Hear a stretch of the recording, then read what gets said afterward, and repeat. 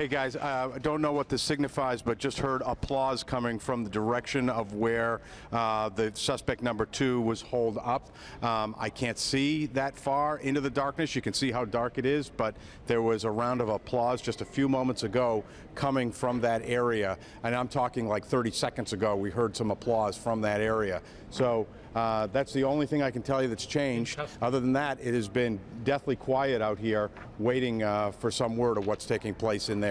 Well, we have private investigator Tom Shamshak on hand here with us here in the studio, and law enforcement sources. Yeah, and right now I'm going to go out to Jared Holbrook. We'll stand by here, Tom. We're going to go to Jared Holbrook. Jared? Well, dozens of people out here have big smiles on their faces, and I'll tell you why. Because we heard the police officer saying, suspect in custody, suspect in custody. And I reached over to a law enforcement source of mine, and I said, did you get him? And he says, we got him. And he, with a big smile and a thumbs up, he said, we got him. So, well, Jared, it's amazing. That is wonderful news, Jared, and that was something that Tom Shamshak was about to tell me moments ago, but you actually had it right there for us, and we appreciate that the suspect is indeed in custody. And we thank Evan Goodman, by the way, the neighbor who was with us on the phone, who had provided all those details about what led up to it today. Again, the suspect is in custody. This is suspect number 2, we believe, from the Boston Marathon bombings on Monday. The younger brother of suspect 1, who perished in a shootout last night with police. Again, a tense scene just wrapping up at 67 Franklin Street. As we watch the ambulance drive away, which we assume possibly suspect number 2 is in that ambulance going away. He is under arrest. Big smiles, and the cops. We heard there was a lot of applause. This has been a long investigation. The day has been incredible, with 20 shots fired, explosions, and a suspect holed up at 67 Franklin Street. A hostage negotiator came on scene, and moments later we heard there was an arrest. Exactly right. A moment tonight where everyone cheered, and you can imagine the exhale in Watertown tonight, and indeed all of Boston and Massachusetts, and really across the country, to know that the second suspect has been taken into custody. And this is the ambulance leaving now. We understood he was injured. We were told that he had obviously injuries that were, we don't know if they were life-threatening or not, but that he was definitely compromised. They found him in the boat tonight. They surrounded him. They sent in a robot. They ultimately decided, you know, it was time for himself to give up, and he did. That is right. Suspect number 2, if you are just turning on right now, suspect number 2 has been arrested after a long negotiation and a stand-up outside of Franklin Street in Watertown. Let's go to Bob Ward. And Mark. What a great moment, huh? That applause. We knew that applause had to signify something, and it did. Jared Holbrook getting it confirmed. I also got it confirmed from one of the law enforcement out there saying that he is in custody. Bob, that's just tremendous news, and what a relief for everyone in the state of Massachusetts, as I said earlier, and certainly for people like the victims' families and who lost so much, people who lost limbs and everything else, to know that these 2 perpetrators are off the streets. And I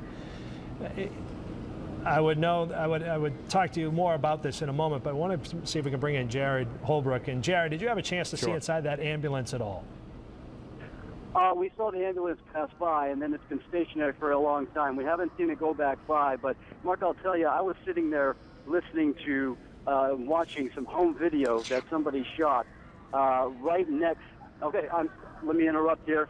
I'm hearing applause from the crowd right now. Applause from the crowd. Everybody's screaming, yay. They're excited that the suspect has been in custody here. Now, I was sitting here watching some home video of somebody shot on their cell phone right next to where the gunshots were going off, right there.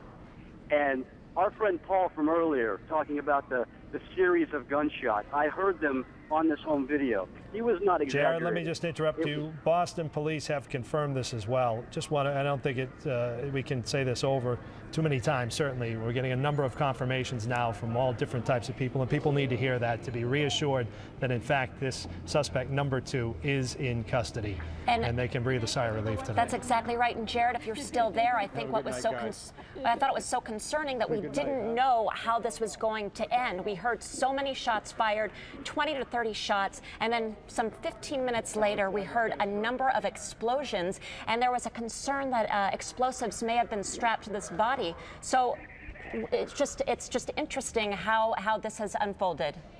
Now the question is, where is this suspect right now? Because we can't get that close to the scene. Obviously, no one can with the press. But you wonder if potentially this suspect is in an ambulance that's coming by. And I put that to Bob and Jared if they have any type of vantage point to know whether or not he's driven out already, if he's on the way out, if he indeed needs to be in an ambulance or just in a cruiser at this point. Yeah, Mark, I've seen 3 cruisers leave, nobody in the back seat right now.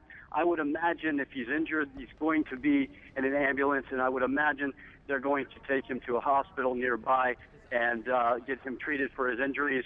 It's very important for them that they get him alive. All the information that this man may have about any possible future cells or anything, it appears they're going to want to get that from him.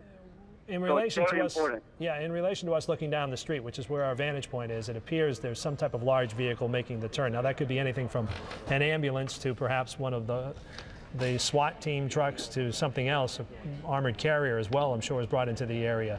But we're going to wait and see. It's making its way down here, and perhaps that'll give us an indication whether or not this could potentially be the suspect in this ambulance. But the bottom line is the suspect is in custody, and everyone needs to know that. Suspect in custody.